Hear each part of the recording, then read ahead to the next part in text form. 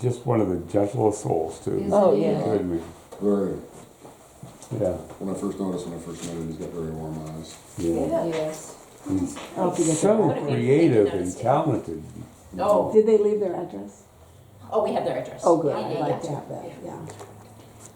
Okay, I would love to start us with prayer, but that means one of you has to finish us, just warning you now.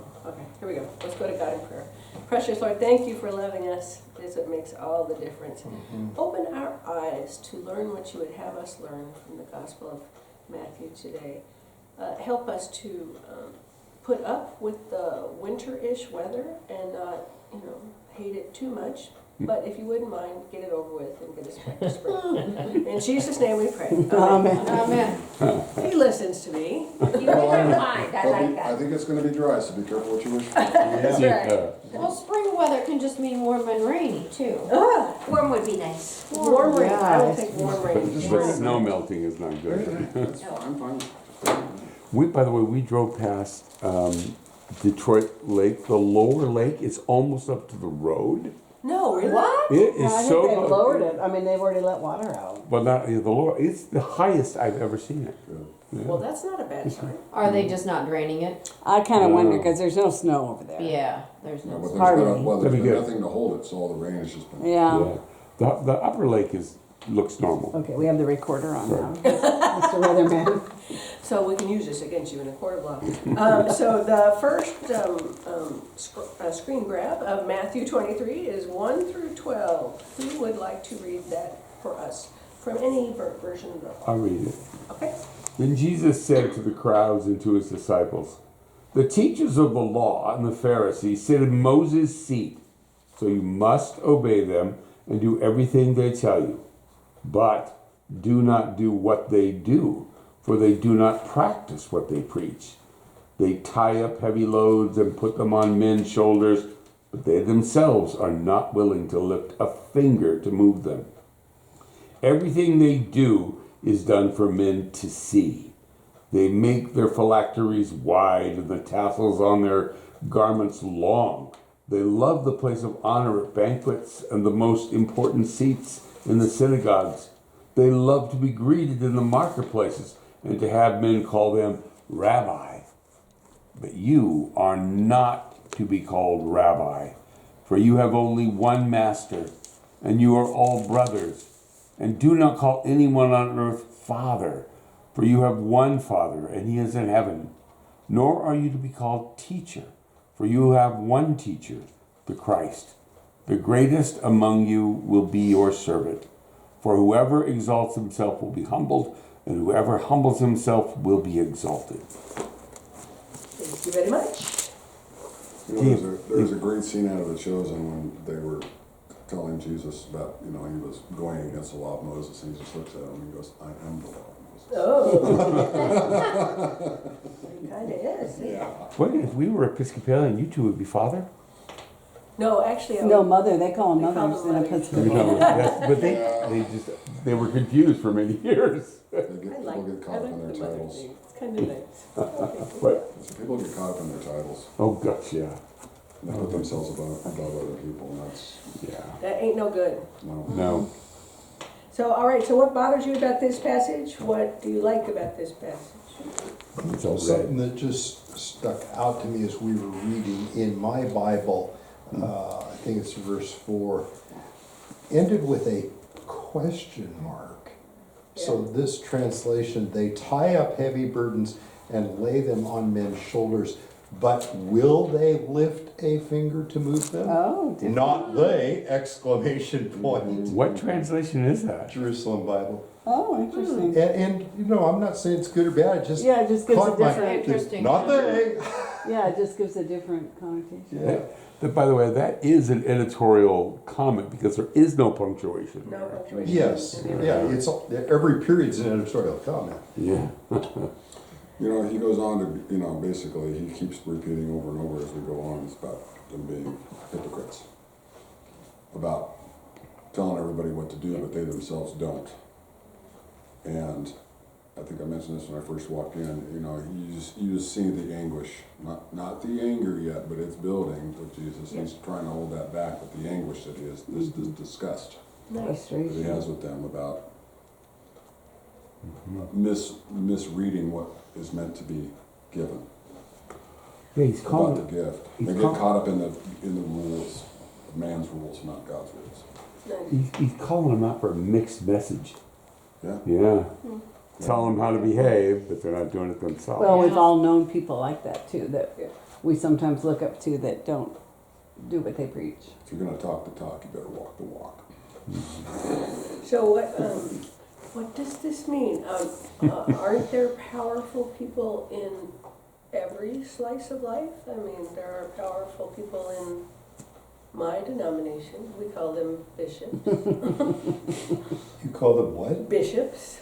So, Yeah, And we have and a- you do, and you know, and in the Catholic faith, you know, the priests are called fathers, and that's what Father. people address to them, Yeah. and that I've always had a little bit of an issue with, because there's only one. I understand. It's a little bit of a And I don't rub, isn't wanna it? brand everybody that's in there, because I'm sure there's a lot that have good intention and do the right thing, but the bad ones label them, unfortunately, as in anything, As with anything. you know? But I think this also, and especially because Mark and I have a very similar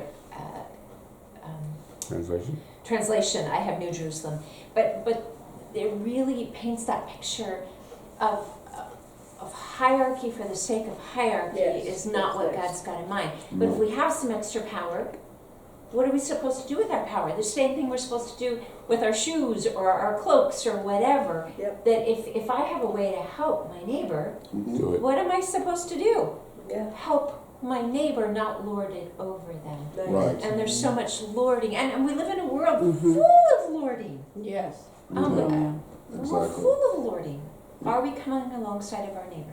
Yeah, you know, and you gotta remember, Jesus came to serve, not to be served, Yeah. but these people came to be served. Yeah. The greatest among you must be your servant. Mm-hmm. Thank you, Jesus. Mm-hmm. So what, people, when they find out I'm a pastor and people that are acquaintances of mine that aren't churchy, they ask questions.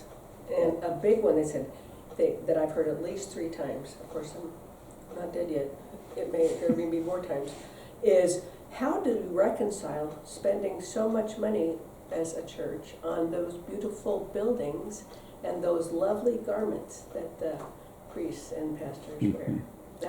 I get that one a lot. Wow. How, Yeah. what do you think is a response? Any ideas? Sorry, say the question again?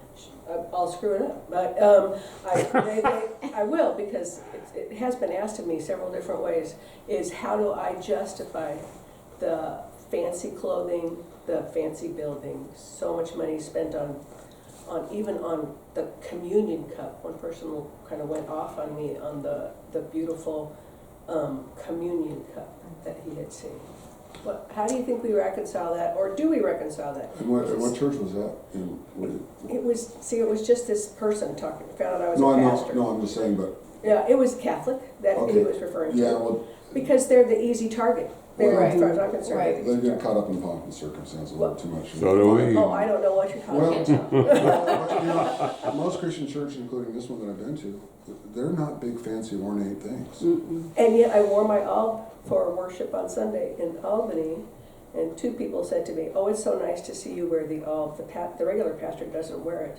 And all I could think of is, "Oh crap! Now I've caused her trouble," you know, because I wore the pretty robe, and she, you know what I'm saying? And we get into these little conversations about Yeah. how nice should the church be, how fancy should the pastor dress. But then I think of the Old Testament where where God had so many exact ways he wanted the temple to be built, and it was with the finest cloth and the finest of this I and that. like it. Yeah. So in some ways, I think we do it out of reverence or respect. I can I mean, I have the same questions about the Mormon churches because those are made of marble and they're made, Yeah, ours we are. could I pick don't a know. target pretty easily and say, justify this. Yeah, And, yeah. I haven't had. I've had that thought about the Old Testament, especially putting the tabernacle together, and I realized this is the beginning of a faith Okay. where they're coming from a totally different culture.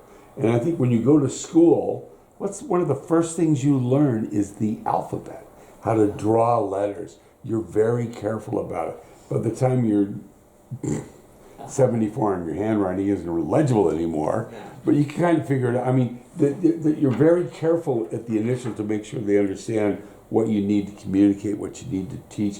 That's what, when I look at that, because not even, well, many still do, but most, even Jews, they're not that meticulous about that thing. And Jesus actually gets to the point where he says, it's not about being meticulous, it's about being faithful. Mm-hmm. So, and that. And it's not about the building, it's about the people. And I think Jesus is making the right point about, fine, you need a safe building to worship in. Please don't go wacky just because they made it a nice building, What do you think, Mark? I see something. Well, here. where my head has gone just now, the first place it went, I'm thinking about, usually they ask the question about all the money that costs. Mhm. Okay. Have you checked to see what the monthly dues are at the country club? Yeah. Just as an Excellent point. example, and I've never played golf, so this interests me none, except I was at a meeting at a country club 3 months ago. Just an afternoon seminar thing, a couple hours. And I came away thinking, this is quite a joy. I wonder what this is like, and so I went online and they're looking for new members now, and so they've reduced the initiation fee to $8,000 for a family, That's nothing. and then the monthly dues are $1,500. I knew there was a reason we weren't in a golf club. Now, maybe this was a particularly was a nice place, but they've got their own private restaurant and a nice bar and a gorgeous golf course. Now, in asking all those things, am I just putting something different in the spot, and I'm being critical of how you choose to spend the money, or you choose to spend the money? So then my head starts going to the next thing. How about vehicles? Oh no. How about custom wheels Yeah. on your vehicles? And this just can go forever, right? Yes. And there are people who have nothing. Mm-hmm. But at least in our society, most people have something to which they dedicate, in my judgment, an inordinate amount of time and wealth to. And what's good enough for God? It's an excellent question. Can we just throw out there- there's no answers. I'm just asking No, that's questions. Right. That's what I'm But doing let's too. throw out there that whole how fancy is the church and where are we going to spend our money, and then Jesus saying where our money is, where our treasure Heart is, They're all- that's where our hearts are as well. Yes. So are we going to put it into Yep. church and worship? Are we going to put it country club, what we drive? So to some degree, and I think that we need to be, I'm not going to advocate big and fancy at the expense of not feeding our neighbor. No. But it is an interesting, as we think about what you were talking about, the early instructions and where is our treasure and how do we live that out? If you read the early instructions for the temple, that makes the Mormon churches look pretty plain. Hey, it was a Doesn't it? tent. It was a tent. Yeah, but it was with the finest No, I'm talking fabric. about I the know. one that David built. Yeah, I know. Oh, yeah. I'm not talking about the You mean the one tabernacle. God said he didn't want? I'm talking about the temple. Yeah. And even the tent, Well, actually, so- Pastor. Look at Yeah. what they gathered Yeah. to do. It was very precise. And have you ever wondered the Jews that escaped Egypt, ran away. Did they run away with the clothes on their back? My God. Apparently not. No, They ran away with a Hurt. lot of treasure. Yeah, they had enough to make a gold calf. to start over. And then with. some. Yeah. And so I don't know. I struggle over this. I like that though, where your treasure is, that's where your heart is. So I think that would be an answer for the people who ask about a building. I just one last thing, I'm sorry, but when I think about that first tabernacle that they Yeah. built, that was an effort to focus them on one God. That Yes. whole thing was to one God. And before that, the culture, they were polysyllabic, is that the word? Polytheistic. And they were, they didn't even know where the polysyllabic is. I know what that is. Anyway, and the thing is, that was an exercise in focusing. Somehow the focus has become blurred, and Jesus is making the focus. Well, also, wasn't Jesus coming, I'm gonna fumble this question, but it was a new covenant, so sacrifices for them, because he's the one who sacrificed for us. And then also is the place of worship doesn't have to be a fancy ornate thing, because he never professed that. But you're right, in the early Testament, I think it was a real hard training ground for those to bring them there. Yeah. But I think Jesus' new covenant really, really softened everything up and just made what was important. He's pointing the finger in verse 5. Everything they do is for show. Yeah. They do all their deeds to be seen by men. And I think that's the essence of why do we have the pretty things, and what were you going to say? Well, I think in going back to the tabernacle was, with getting them to focus in on God as being the one, but God also deserves the finest of everything. Isn't that true? Yeah. And I could see where maybe that's where some of that carries over into the Catholic Church and into other places, because And I like that. I like to have my all clean when I preside at table. I like it to be starched and white. It just makes me feel like I'm honoring God. Well, starched, And yet I know an awful lot of people who would rather see the pastor preach in shirt sleeves. Right. And so I do it because it makes me feel like I'm more in the holy Right. zone when I'm doing it. Is there a problem? But the thing is this, the perception of the church acts more like the country club. Yeah. It's built for show, built to impress, Higher than thou. not built to reach out and to serve. And that's, and I agree, there's you bring your best before God, Yeah. but you don't get ridiculous. No, I should have necklaces. said that in Matthew, but don't get ridiculous. Yeah. Ridiculous. Well, I'm thinking of your alb too. You've had it probably 25 years. He has one.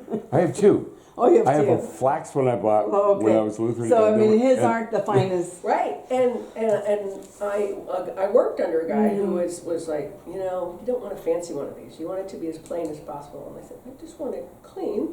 Yeah, right. Yeah. But so it's an interesting issue for Christians. It's right on the edge, isn't it? Well, I think he catches these people running around playing God, playing little gods. That's what they're doing. Stealing God's limelight. And they don't practice it themselves, but they are fully willing to cast judgment on other people. But they are just missing the whole point. All right. Well, I've started this feeling within you so that we can. Let's order pizza and just talk all day. Well, I think this whole chapter is actually all about this one issue. It just gets deeper and deeper. Would someone like to read 13 through 22? yeah, I can. Thanks. But woe to you, scribes and Pharisees, hypocrites! For you shut up the kingdom of heaven against men. For you neither go in yourselves, nor do you allow those who are entering to go in. Woe to you, scribes and Pharisees, hypocrites! For you devour widows' houses, and for pretense make long prayers. Therefore you will receive greater condemnation. Woe to you, scribes and Pharisees, hypocrites, for you travel land and sea to win one proselyte. Mm-hmm. And when he is won, you make him twice as much a son of hell as yourselves. Woe to you, blind guides, who say, whoever swears by the temple, it is nothing. But whoever swears by the gold of the temple, he is obliged to perform it. Fools and blind, for which is greater, the gold or the temple that sanctifies the gold? And whoever swears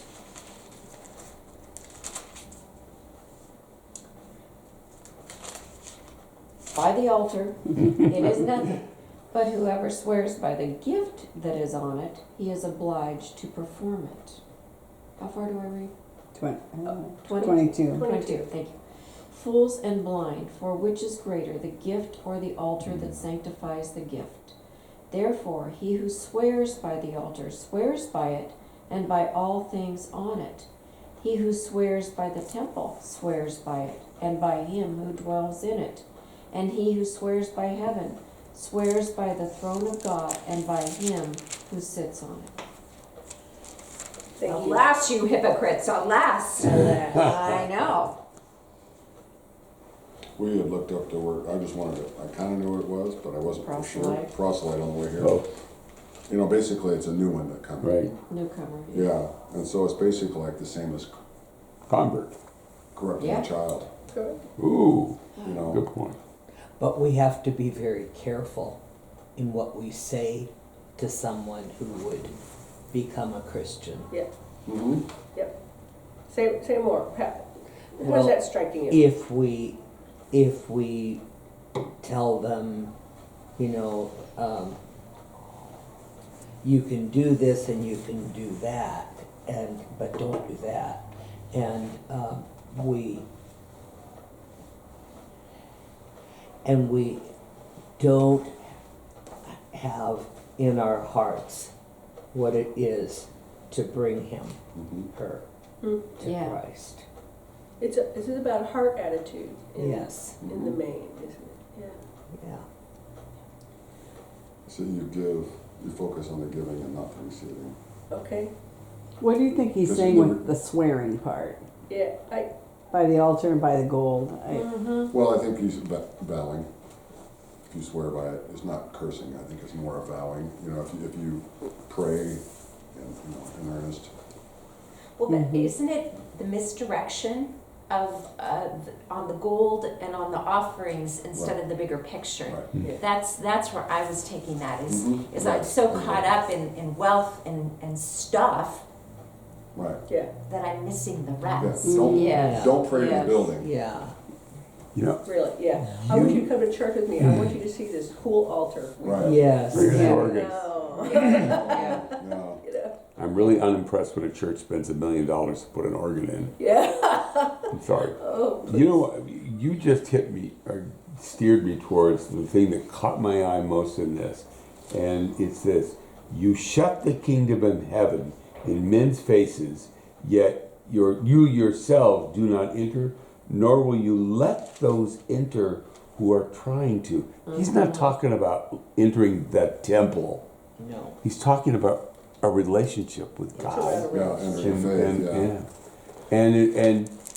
And Nice. you'll discourage people, you'll misdirect people, you'll confuse people, you'll obfuscate the truth. I love that word. Obfuscate. And you mess it up, but you don't have the faith. Anyway, Amen. So I have a story to respond to your $1 million Oh, yeah. organ. And some of you heard me tell this before, and I gotta try and simplify it, but apparently this happened near a seminary or college school, I think of the Baptist denomination.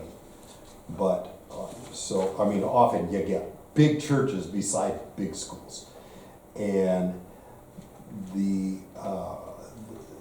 somebody is hosting some kind of international conference, and there is a man from a church in Africa who is there, a pastor, but apparently also obviously a person of relatively simple means, who maybe at home preaches in an open shelter with a tin roof on it.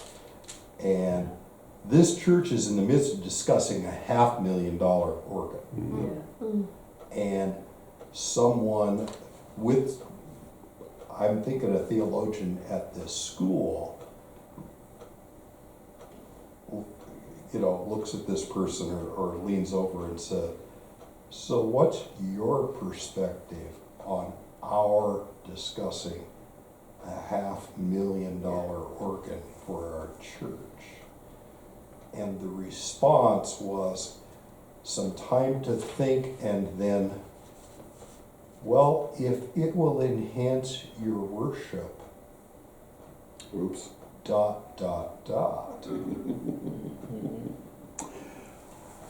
Bringing it back to what is core.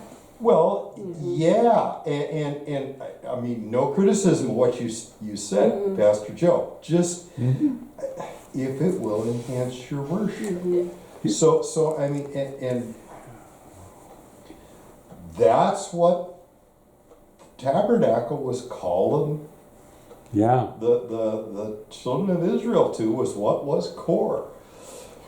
and it looks to me like all through this, Jesus is saying, you guys are missing the mark here. You're missing the point here. You're missing the point. Yeah. We major on the minors so quick, and Yeah, they ignored the principles of the word. yeah. But this, not that this is something, we don't need to talk about this. That's not what I'm saying at all. I think this is important for churches to talk about. I remember this wonderful person started coming to my first church, where I was a baby pastor, had no idea what I was doing. And she came like 6 times, and then the next time she came, it was Stewardship Sunday, and I wasn't in charge of anything. They were doing it all, and my God, they were handing out cards, and people were supposed to sign up for how much they were going to give that year right now and put it on the altar. That woman ran like hell, and we never saw her again, and I was like, oh, we are, and I was like, I didn't think of that, because I grew up with stewardship being something we discussed, and figuring out how much you were giving to the church. Boy, there's a way to do it, and then there's a way not to do it, And it's not just a church thing. Yeah. Anybody remember the big discussion about the archives building in Salem? Yes. Oh, yes. Yes. Remember that? Yes, I do. And how, I mean, I don't know, they spend $110 million on They that spent a lot of building, I money on think. I've never been in it, I've driven by it, said that looks pretty cool. So these are important conversations, and Jesus is, I mean, this is really cutting edge conversations, because these are not just conversations about the church. They actually probably happen a lot more about everything else. But now he's saying, well, think about this in regards to your faith. Don't you think? That's what he's saying. Well, it's conversations that happened back then that apply now. Yeah. Oh, yeah. Yeah. With the, I have a question on 14 that I think also ties into this, but for you devour widows' houses. So does that mean they are tearing down houses to build the temple? What does that mean? And for a pretense make long, and then it's comma. For you devour widows' houses, comma, and for a pretense make long prayers. Right. Do you remember when Baker, what was his first name? Timmy Faye's husband. Timmy, yeah. Oh. Jim Baker. Jim Baker. Jim Baker. People criticized him because old people were eating dog food and crap just to send him his little money. Yes. God. That's devouring women's houses. Okay. And I widows, gotcha. and widows in Yeah. that time were one of the, except for children, were the Yeah. most vulnerable. Absolutely. you know, Okay. Because Okay. they It's weren't why recognized as Anna upstart was people. living Analogy. in the temple. Remember that story about Simeon and Anna? Yeah. She's in the Yes. temple because she's got nothing else. Yes. She's giving it all. Yes. Lovely way to put that. And, Yes, and I thank think you. a lot of people get, just like that one lady did, 16. when they see a 16, church No. putting profit out front, 15. then that does scare people off, because that's not What's the what they're. biggest houses? If they receive the 14. message and the gift of that, then they'll be glad to do that. I really think it's a wake-up I don't call. have We should 14. take off with our- I don't have 14 either. Maybe we should take a look at this. What's your big book say about 14? No, 14 Yeah, is mine not- doesn't have 14. So I don't have know 14 why. either. 14 is in the footnotes as, I am so sorry to be so scholarly on you guys, but I like to know exactly I don't have what 14 That's happened. what we sent you to seminary for. I don't remember you paying a thing.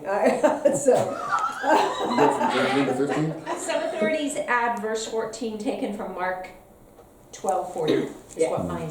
Mark 12:40. Mark 12. so when they put together, when it was put together, they took the best copies and they made the best decisions.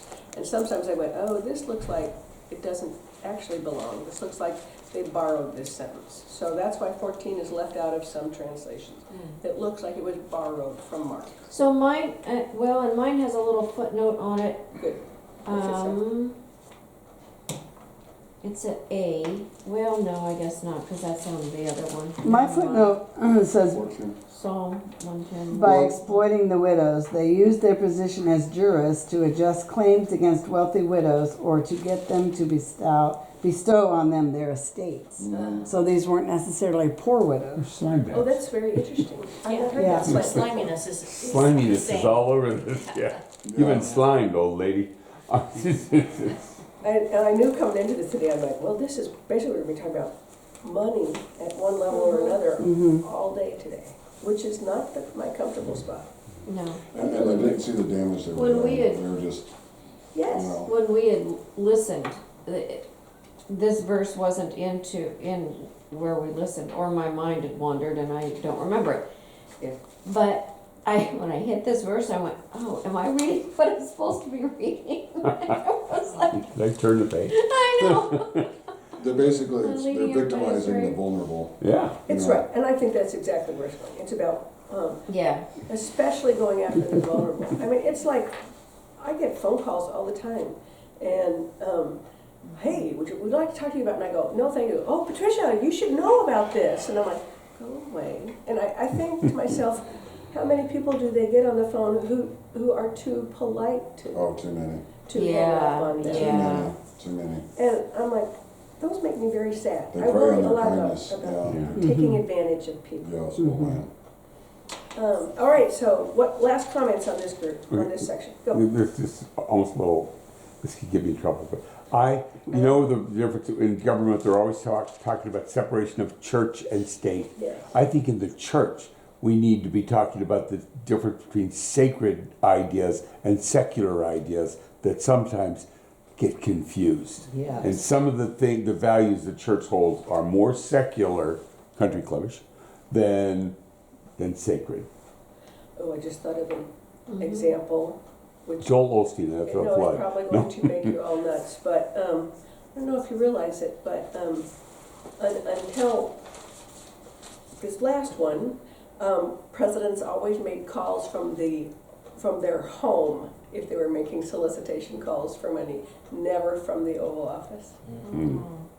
That's not still happening. But I remember very well reading about how even the ones I didn't like very much made calls from their home, White House, if they were asking for money, not from the Oval Office. And I think that's a nice picture, you know? I can And run the abuse. country here and solicit money here, but I can't do them commingle. You know what I mean? And I think that fits with what we're kind of I talking think with about. anything, if you ask somebody for money, you better show them the value first.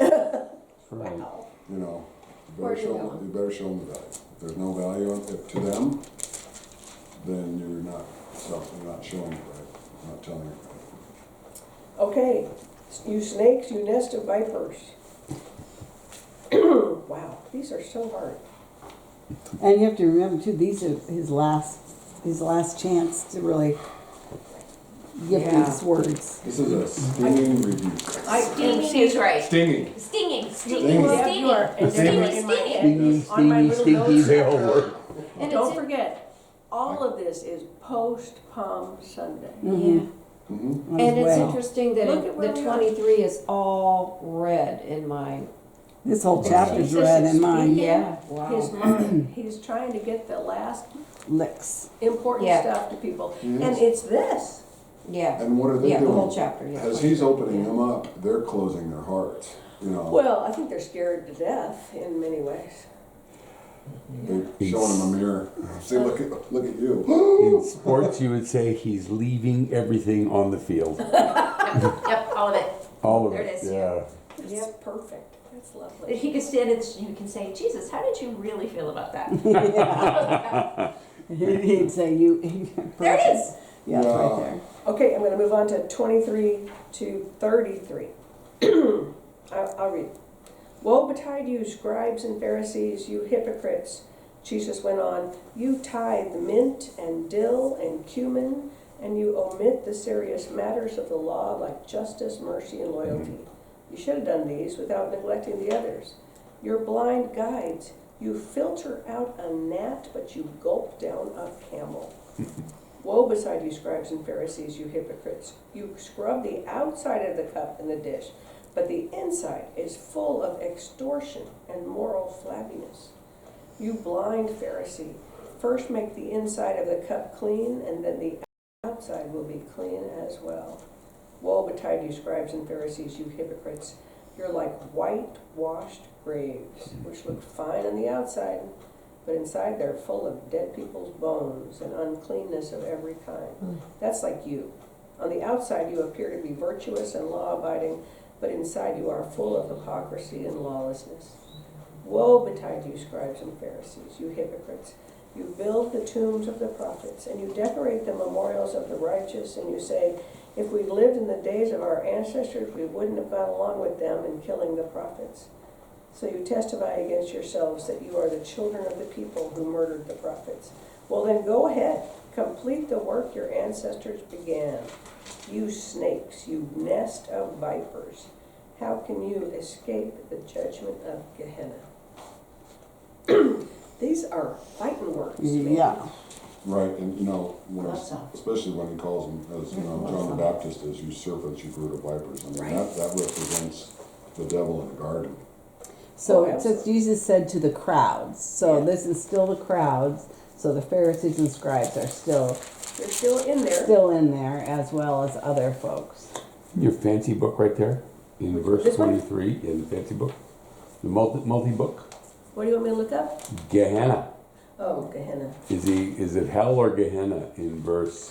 Mine says hell. Mine says hell. I know, but that sometimes Gehenna gets translated as hell. Which verse is it? I'm sorry. 33. 33 last. Oh, it's hell. Okay, good. That's not the garbage dump outside of the city. No, That's the worst. fascinating. Because Gehenna's the garbage dump, right? Yeah, is. yeah. That's burning. It's miserable, stinky. But this Miserable, stinky. Yeah, miserable, stinky. This is worse. He's so clear. This is damnation. But it's also, you gotta remember, these are parables, so that's like talking alongside of what his message is. You know, he's been saying the same thing over and over. These are Hey, yeah. In many different ways, Yeah. because he's like, you didn't get it this way, so I'm gonna try Yeah. it this way. You didn't Yeah. get it that way, I'm gonna try Yeah. it this way. But he just keeps Yeah. telling them this But- over and over again. But this feels more direct than a parable. This is a very accusational. This is yeah. This is very much. Yeah. This is like a. Gehenna do would be this a or parable hell. word. You know, it's just, Yeah. this is a Direct. promise. This is That's Yeah. that's a good point though. Gehenna would be a parable word. Mhm. You know, this is not. It's not. Yes, It's good I'm not. not gonna- point. yeah. Yeah, Right. This is not pussyfooting around. No, right. this is not. This is like direct to the point. Okay, so what do we take about this about our own lives? What, But I What- think the church gets caught in this all the time. say more. I just think this is what we live all the time. Whether it's the fights over the color of the carpet, or who gets to use the kitchen, or who left the kitchen a mess, or who's in, who's out, all of those things. What it comes down to is justice, mercy, Mm. and good faith. Yeah. And how often are those the fights that split churches? Right. Yeah. And the answer is they're not. We split on 1,000 other things, Yeah, yeah. but not the things, Right. not the core things. We're in those same places, Right. fighting these battles we get caught up in human pettiness. We you know, do. It's just, And being right. And I love that quote that if we're going to draw a line in the sand, Jesus is almost always on the other side of the line. Yeah. Mm. But we want to see it the way we see it. Yeah. Well, here it is. Justice, mercy, good faith. mhm. There it is. You know, my dad was a pastor at a Presbyterian church, and one of the reasons he decided to leave ministry was he had battled this one particular church in Newburgh, who was very Quaker. This was the only one Presbyterian church. Mhm.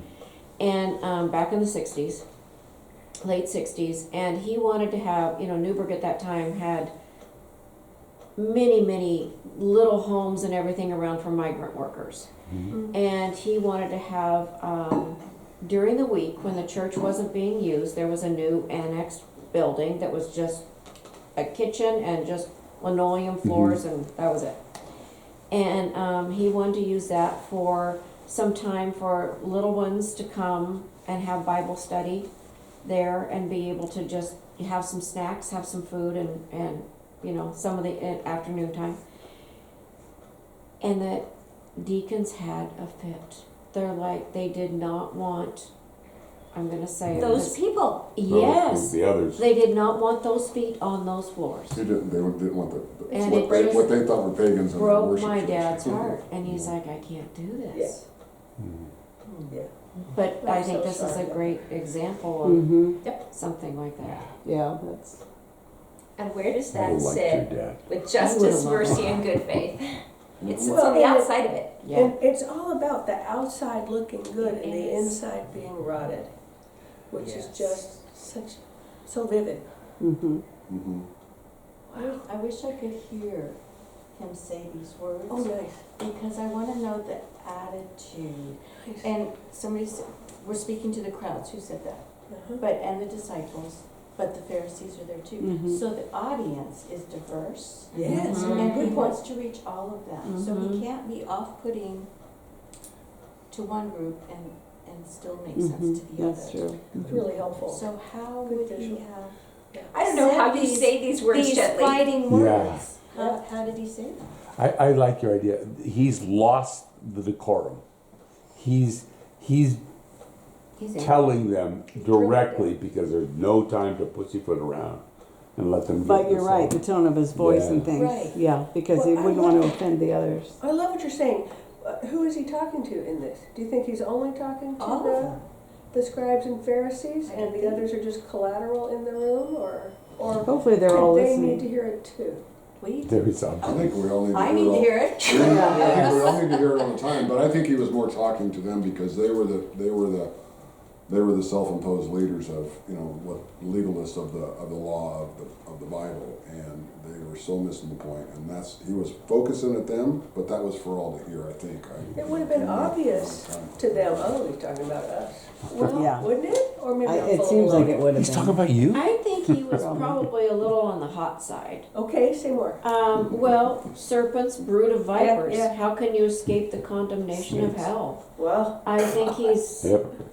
he wants these points made, and he's yeah. and he might be a little angry because he knows what's coming Yeah, because he calls them hypocrites and with the Pharisees and the Sadducees. Well, he have names them gone too. against Woe to him. you, scribes and Pharisees. yeah, he doesn't come out and say snakes and serpents because the serpent was considered the cunning, the crafty, the deceiver.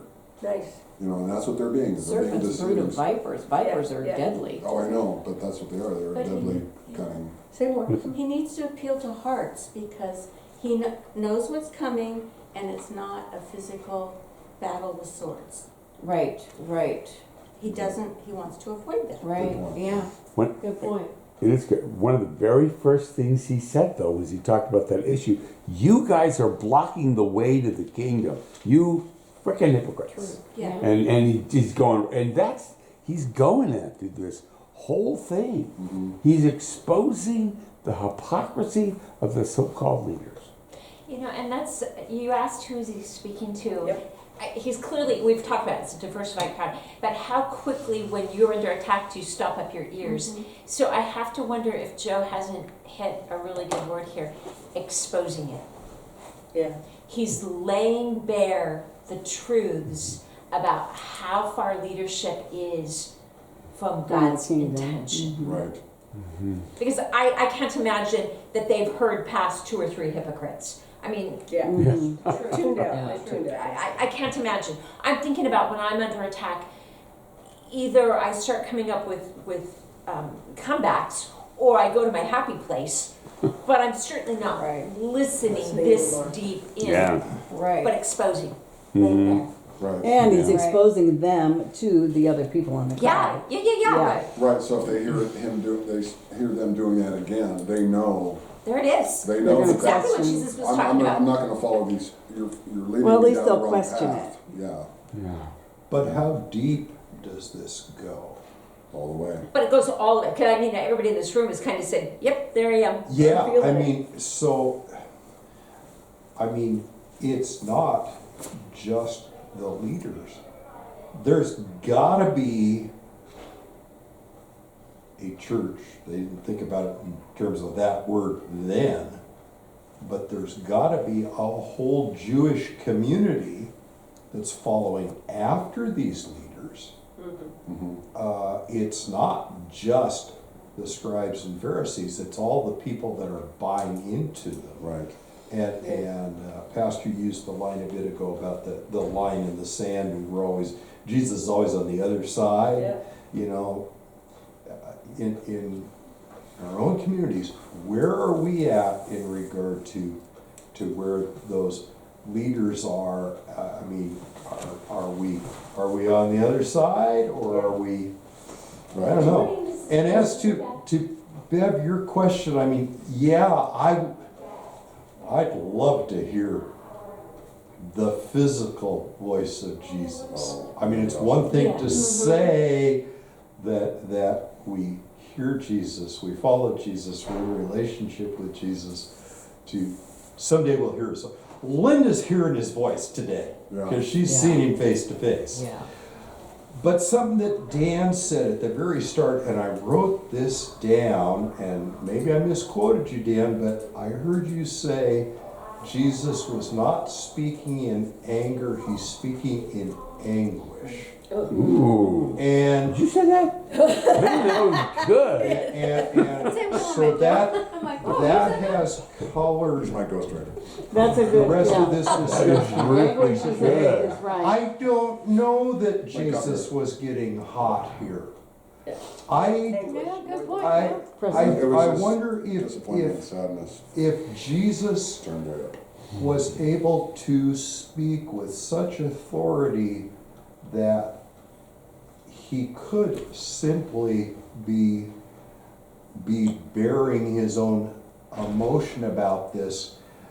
I mean, you know what Nancy and I say to each other occasionally? Forgive me if I'm being too public, but you don't need to yell at me about that. Yeah. Yeah. Yeah. So Yeah. is Jesus yelling any place here? I don't know. Again, I'm asking the question. I'm not trying to say it's one way or another. But Got my hand up. boy do I wish we could hear what's the tone of What's voice. the tone of voice? That would be Yeah. so nice. And I just think you might have, for me, you might have laid the most important thing at the start, Dan, when you said it's Anguish. not anger, it's anguish. He's so troubled. Yeah. Right. And I think, you know, what I got from this, reading this whole thing, just looking at it from way up here, is he is just basically telling them, the Pharisees and the Sadducees, and he's telling the people, he's telling the Pharisees, in fact, you're the wrong shepherd, and he's telling the people, you're following the wrong shepherd. Yeah. And your shepherd is here and there, not there. And it's about, And how hard it would be for the hearers. oh yeah, Yeah. they're being asked to look in the mirror and they're not able to.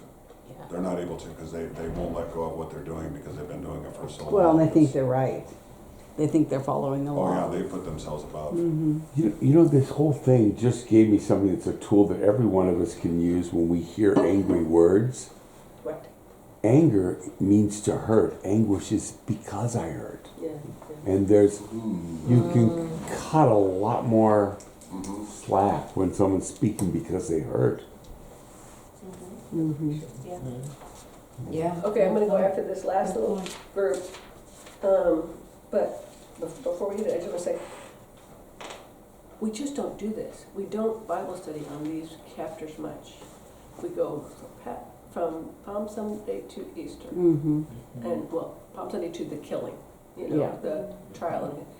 And these are really deep chapters in which Jesus is not mincing words. He knows what's happening, and he's seeing a huge crowd and knows what's to come. I think these are really important chapters. Well, And it is. we don't study these very much, and so I'm just really excited to be studying them with you. Are guys. these in all of the Yeah, thank you. Gospels? Just They're in longer Matthew? in Matthew than in any of them. Okay. There's more stuff between Palm Sunday and Holy Thursday in Matthew than in any other gospel. And I think it's because the author of Matthew really feels the anguish that Jesus is feeling, and he's trying to get it all on the paper. I'm true, just looking at the Bible, because everything that Jesus says in my Bible is in It's red. in red. And you see that you just start flipping pages without reading the It's words all from up red, here. yeah. It's all red until he is Arrested. arrested. Yes. And then he becomes, he doesn't say a lot, because he just, Pouring it out. He's pouring it he out. said what he needs to Palm say Sunday. to the people that need to hear it. Right. And then from there on, It kind of grabs you, doesn't it? It does. These are really poignant I'm chapters. just jumping over. What you got? The last verses, how many times have we, starting with verse 34, Yeah. how many times have we read those like Jesus was angry? Okay. Read them like he's in anguish. Okay, I'll see you and ask you to read it for us right now, 34 through 39. Could you? Come on, give it to me, man. Therefore, I am sending you prophets and wise men and teachers. Some of them you will kill and crucify. Others you will flog in your synagogues and pursue from town to town. And so upon you will come all the righteous blood that has been shed on earth, from the blood of righteous Abel to the blood of Zacharias, son of Berechiah, whom you murdered between the temple and the altar. I tell you the truth, all this will come upon this generation.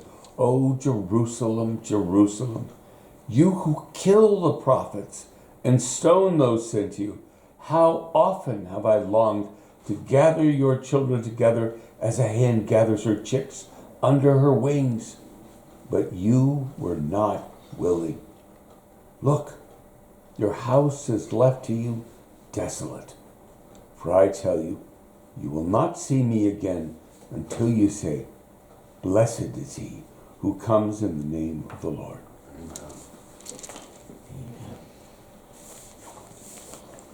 This is the hard stuff. He loves them all. Yeah. oh, He so loves much. them all, and he just would He love them. even loves the Pharisees he's talking to, but Yeah. he's just trying to get them to turn their heart, and they just are stuck. Yeah. Well, yeah, those words, Jerusalem, Jerusalem, you kill the prophets and stones. And to those same people, how often I have longed to gather you, even in our brokenness, even in our messiness, our sin. We still have this Jesus that wants to gather us into his bosom and his gifts and his grace and his mercy and his forgiveness, Yeah. and we refuse. Yeah.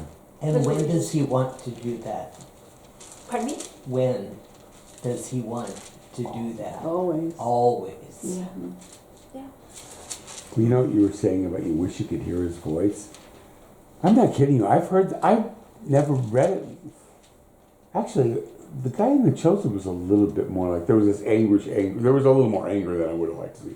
But this anguish idea, it's a total different heartbroken. feeling.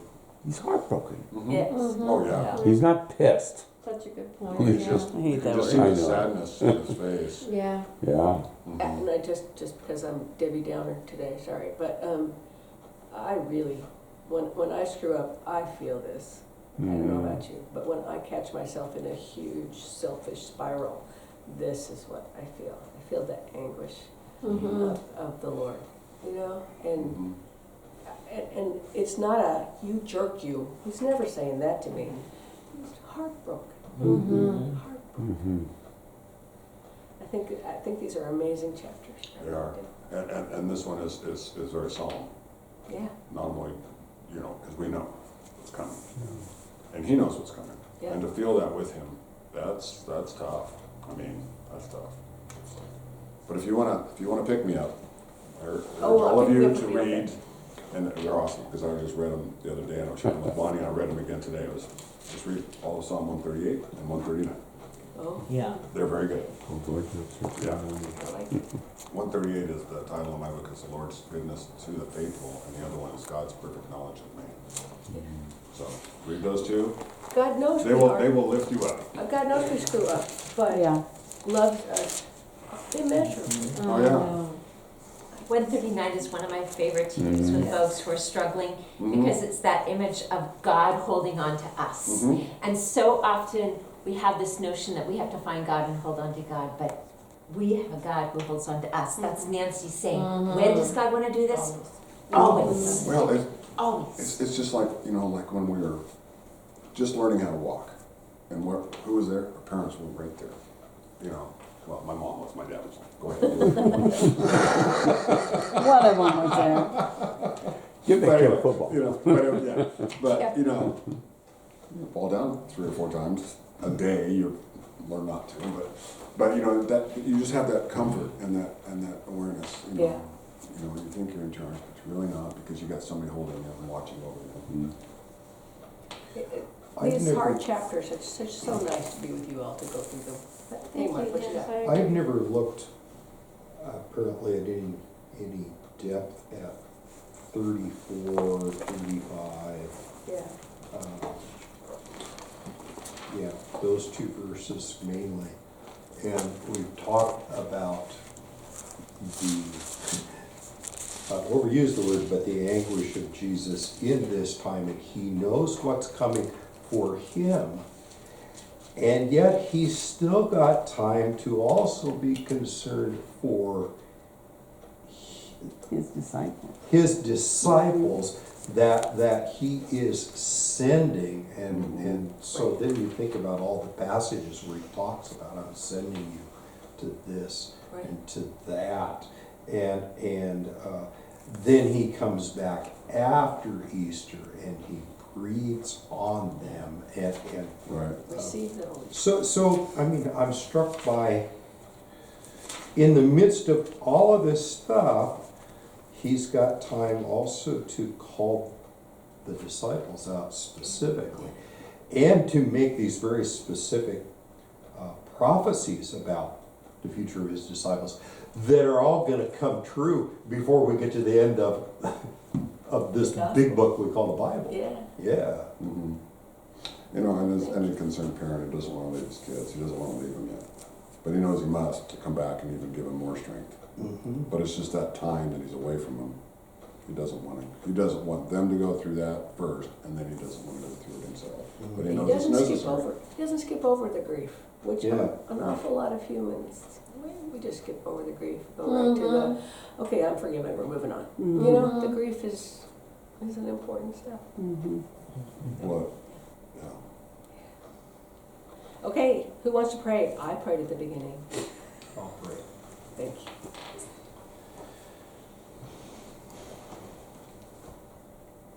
Heavenly Father, we thank you for this time, for this moment right now, that we can be together and speak of you. And thank you for all the blessings that you give us in this day, for this day itself that we have to live, to enjoy, to be with each other and to be with all those that you love. Thank you for helping us consider the anguish you feel when we get off the right track. Help us to see your anguish, but also your great love to restore us, to what you want us to be.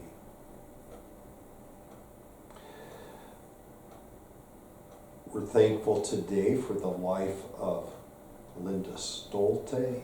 We ask that you be with Pastor Leah and with all of Linda's family as they mourn her passing. But we also ask you'll send your angels to welcome her home because she now sees you face to face. Send us forth, Lord, with these thoughts in Jesus' name. Amen. Amen. Thank you so much. Good job. Which is Linda Stolte? Will it be her sister? Your My sister? mom. Your mom passed away? Oh, Oh I'm so my sorry. gosh. Yeah, but I get to be there. What had she